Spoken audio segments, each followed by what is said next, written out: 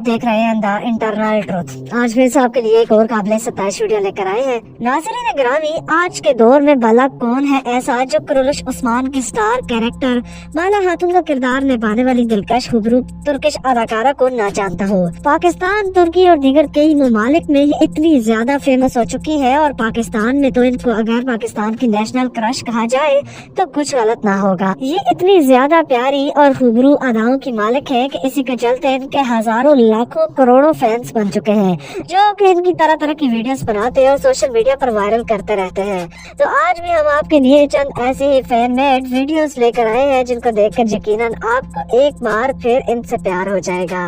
अगर ऐसा है तो कमेंट्स में जरूर बताइएगा और वीडियो को लाइक और चैनल को सब्सक्राइब कर दीजिएगा। शुक्रिया।